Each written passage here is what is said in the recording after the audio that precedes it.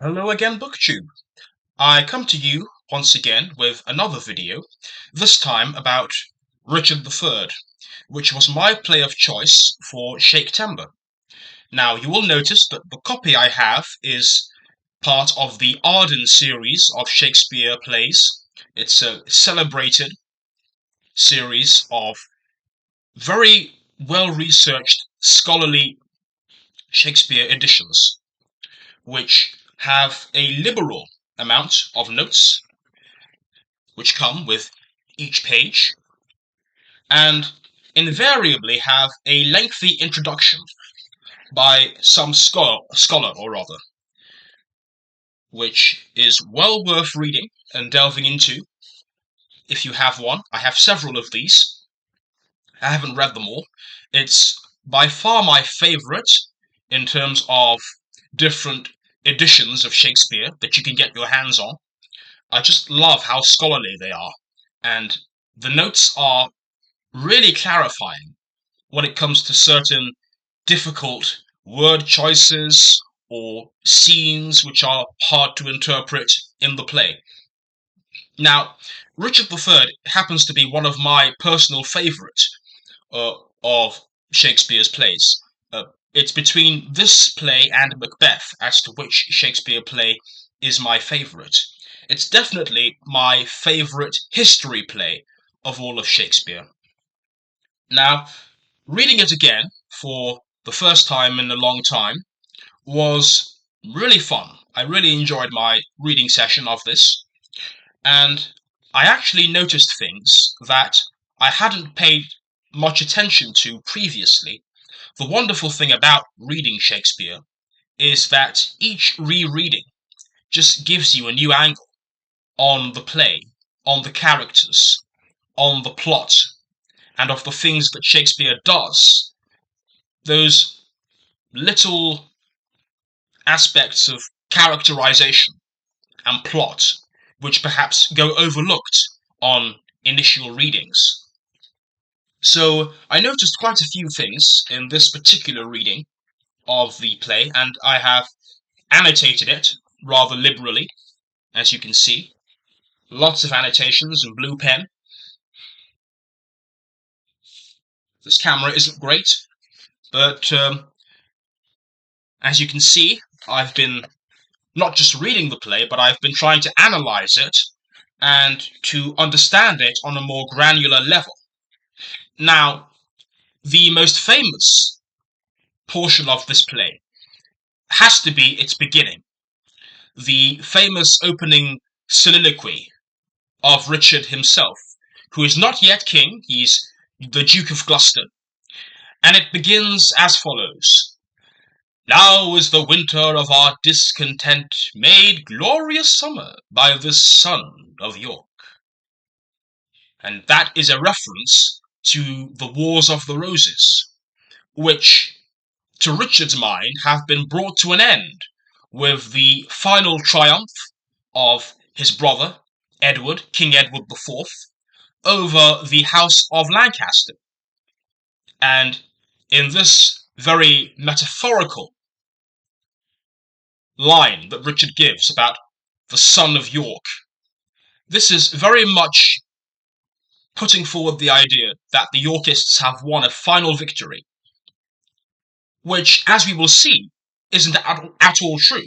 For those of you who have read the play, we know, and we know from history as well, that the Yorkists were in fact overthrown by the House of Lancaster in the form of none other than Richard's great nemesis, Richmond, later to become Henry VII, the founder of the Tudor dynasty. So we know that Richard is being premature here in his boasts of Yorkist triumph.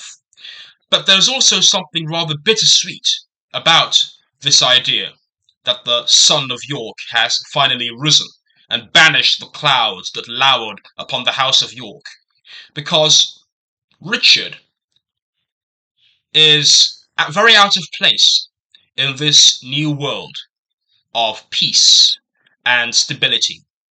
And he explains in that soliloquy that because he is this rather misshapen, deformed, ugly man, he simply cannot partake in the partying, carousing, the womanizing, and all of the sportive tricks, as he calls them, of peacetime.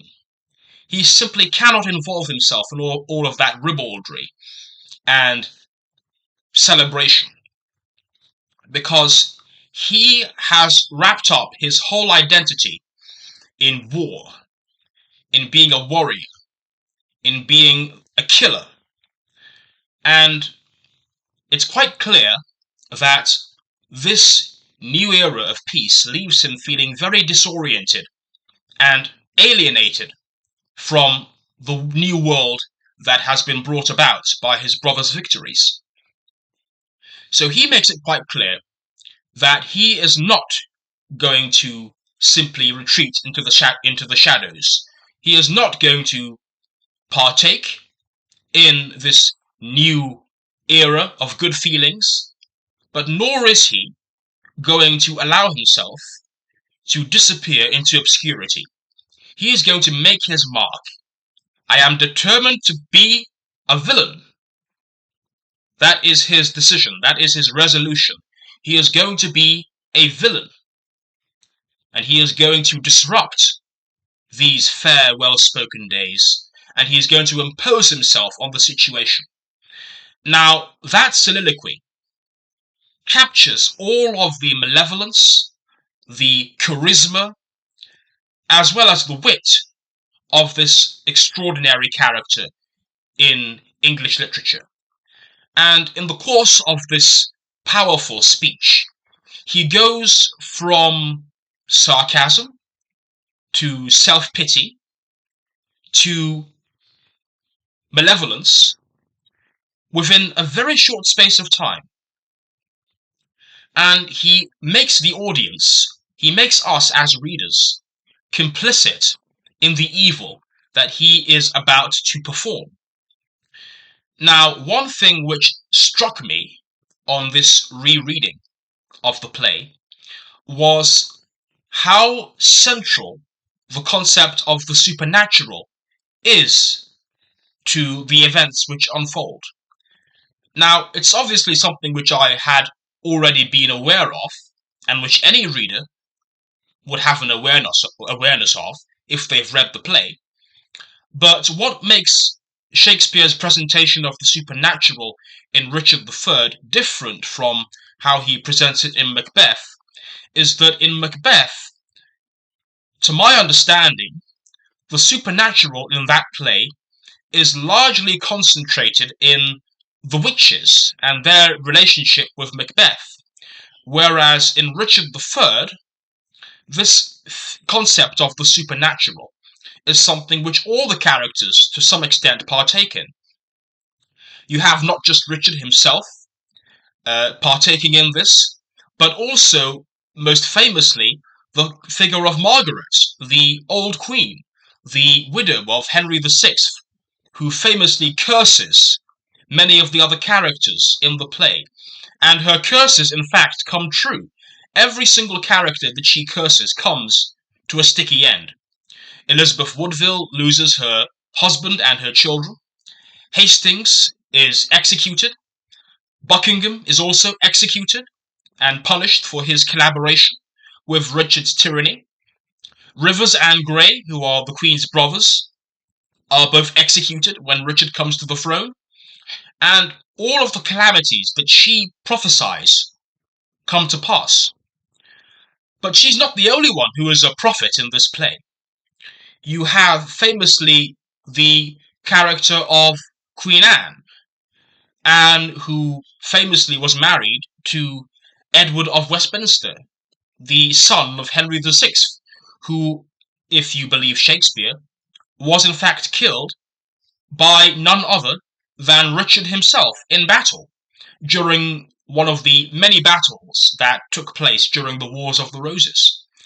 And she is also the daughter of the Earl of Warwick, the Kingmaker, the man who made Edward IV king, then turned against him and brought Henry VI back to the throne, then was defeated by Edward IV and the York brothers, and was then killed, again, if you believe Shakespeare, by Richard.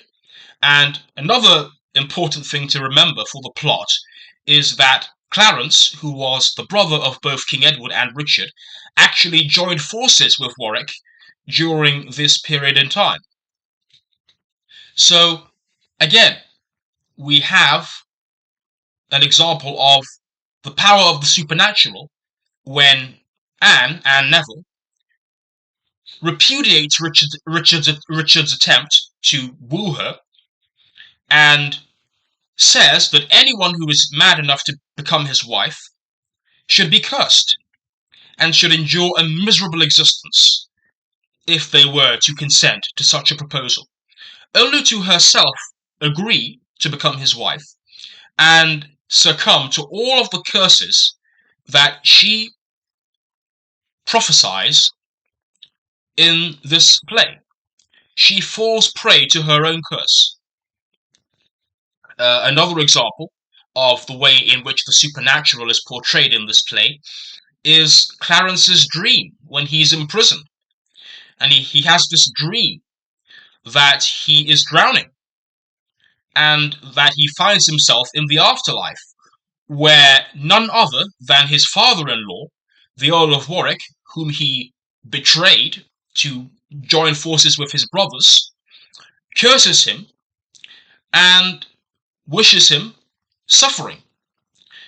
And of course, this comes to pass when he is, in that very scene, killed by agents of his own brother, Richard, who has succeeded in his design to turn his brother Edward against Clarence by telling him about this prophecy that G of Edward's heirs the murderer shall be. In other words, someone whose name begins with G, and in the case of Clarence, his name is George, Duke of Clarence, will murder him and will usurp the throne. Now, it just so happens that Richard's own name, his ducal name, because he is the Duke of Gloucester at the beginning of this play, begins with G. So it's pretty obvious that Shakespeare wants us to interpret this prophecy in the correct way, as actually being about Richard usurping the throne. And though we aren't told this explicitly in the play, the historical conjecture very much suggests that Edward was probably poisoned by his own brother, Richard.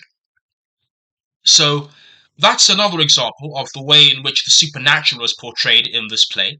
Then, of course, you have the famous scene before the Battle of Bosworth, in which the various ghosts of Richard's victims come to him in his dreams, and they curse him, and they address him with the famous words, "Despair and die."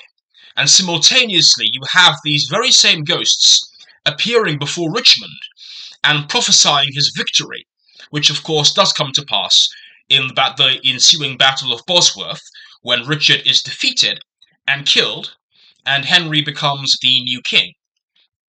So that was an interesting way in which the supernatural in this play contrasts with the way in which the supernatural is presented in some of Shakespeare's other plays. The other thing I really noticed on my second read was the way in which Shakespeare depicts this problem of conscience, this idea of being between two options, either remaining true to oneself, to what one knows to be right and to be moral and to be correct, and the other path, which is of course the doing of evil in the hope for one's own gain. And the way in which Shakespeare dramatizes this age-old question of conscience gave me shades of Dostoevsky when I read it. And I'm thinking in particular of the scene where the two murderers are debating on the murder of Clarence. And one of them is much keener to kill Clarence than the other. And Clarence himself, when he wakes up, addresses the murderers, and he tries to appeal to them as Christians. He tries to appeal to their conscience, to their sense of right and wrong. And his eloquent words actually persuade one of the killers to stand back from the murder. Now, that's a really profound, I think, and powerful scene to read. And it's one which I will return to on subsequent reads, and it's one which will actually prompt me, probably, to read Dostoevsky ASAP, because I haven't read Dostoevsky in a long time. But I thought the way in which Shakespeare handled that particular scene, and the way in which he dramatizes this problem of conscience, was very inspiring indeed, and very interesting and thought-provoking in its own way. What else did I want to say? I thought that the way in which the women in this play are presented was troubling to me, because I just didn't find the way in which Richard suddenly won them over to his cause at all convincing. The way in which he is able to persuade Anne Neville to simply drop her previous enmity towards him for killing her father-in-law and for killing her husband and persuading her to marry him, I just wasn't completely won over to the way in which that was presented. But it could be that Shakespeare was trying to make a point about what he regarded as feminine fickleness. That may be a dubious interpretation. I'm not a Shakespeare scholar, but that's just one possible interpretation of what he was trying to do. And then there, of course, is the famous scene where he appears to persuade Elizabeth Woodville to agree to betroth her daughter, Elizabeth of York, to Richard, in the hope of ending the rivalry between York and Lancaster, and reconciling the Woodvilles to his reign. And of course, as we all know, that did not pan out. In fact, it would be Richard's enemy, Henry Tudor, that would marry Elizabeth of York and reunite the houses of Lancaster and York. But I found the way in which these two characters behaved to be rather baffling. And I suppose in the case of Elizabeth Woodville, you could explain this as her playing for time, as her appearing to make a concession to Richard in order to buy time for herself and await the outcome of the battle that she knows is about to happen. So that's something I found interesting on my reread. It's just one of these perennial Shakespeare plays which I think will remain immortal. Whether you agree with its portrayal of Richard III or not, whether you believe that he is this unfairly demonized figure, and I, for one, do believe that he was responsible for the murder of his nephews, whether he was as black as he is portrayed by Shakespeare and other pro-Tudor historians and writers, is debatable, I suppose. I've always been someone who has a bit of a soft spot for Richard myself, and when you read this play, you can't help but be overcome by his charisma, and to a certain extent, you can't help wanting him to prevail, wanting him to win. And certainly the heroic speech that Shakespeare gives to Richard on the eve of the Battle of Bosworth gives the lie to the idea that Shakespeare simply wanted to demonize this figure. In fact, in the notes of this particular edition, the editor actually points out that in the historical sources that Shakespeare was using in order to write this play, Richard isn't actually given a speech of this nature. In fact, he is actually portrayed as being full of remorse at what he's done to get the crown, at the way in which he has killed his nephews in order to usurp the throne for himself.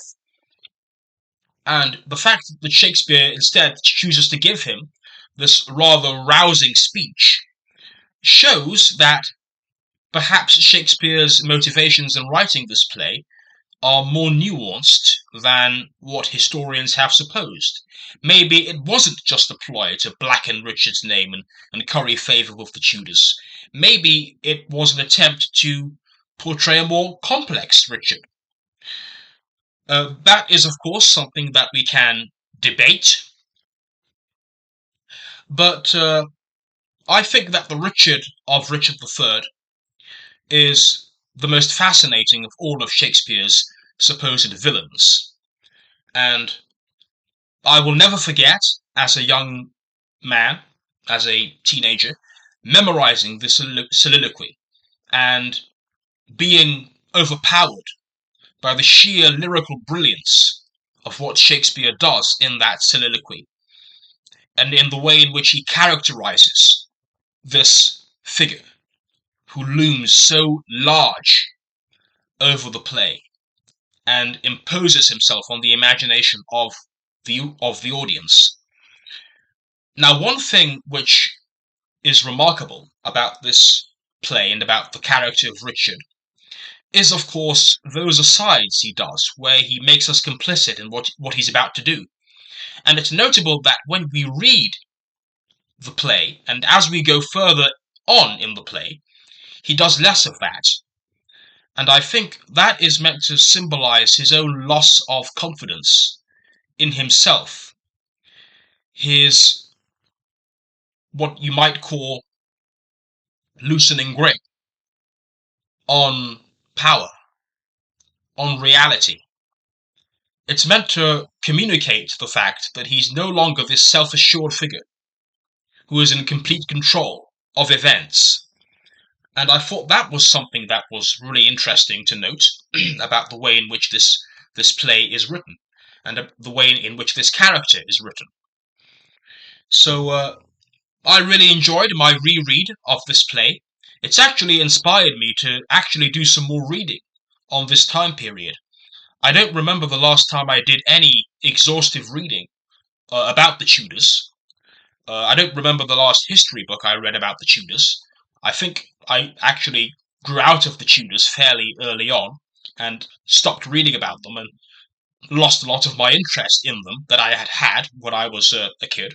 So I want to return to this period in English history and actually do some more reading and research, because it's simply fascinating. There is a reason why it has proven to be so engrossing for so many people, and why it's been the subject of so many books and so many works of fiction. So that's something which I will take away from this play, and that's all I have to say, really. This is my read for Shaketember. I hope to be back with some more bookish delights. I'm currently reading the works of Coleridge, and I have mixed feelings about them. So that will most likely be the subject of my next video. So I will leave it for now.